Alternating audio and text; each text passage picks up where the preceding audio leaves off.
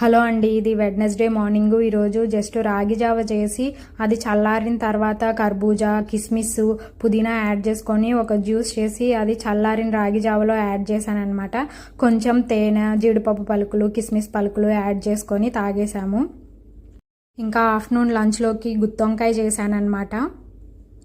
దానికోసం పల్లీలు, ధనియాలు, జీలకర్ర, ఎండు కొబ్బరి, చెక్క, లవంగ, యాలకులు, మిరియాలు, జీడిపప్పు అన్నీ బాగా ఫ్రై చేసుకొని మిక్సీ చేసుకోవాలి. దాంట్లోనే కొన్ని నువ్వులు, వెల్లుల్లి, అల్లము, ఇంకా ఉప్పు, కారం, పసుపు కూడా యాడ్ చేసి మిక్సీ చేసుకొని తర్వాత ఒక ఉల్లిపాయ, కొత్తిమీర కూడా వేసి బాగా మిక్సీ చేసుకోవాలి మెత్తగా.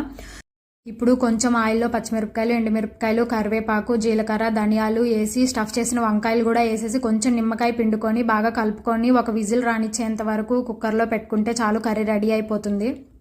పొనగంటాకు లైట్గా ఫ్రై చేసి చపాతీ కూడా చేశాను. ఇంకా రోజు మా అత్తయ్య చికెన్ కూడా చేసింది అనమాట, అది కూడా ఇచ్చి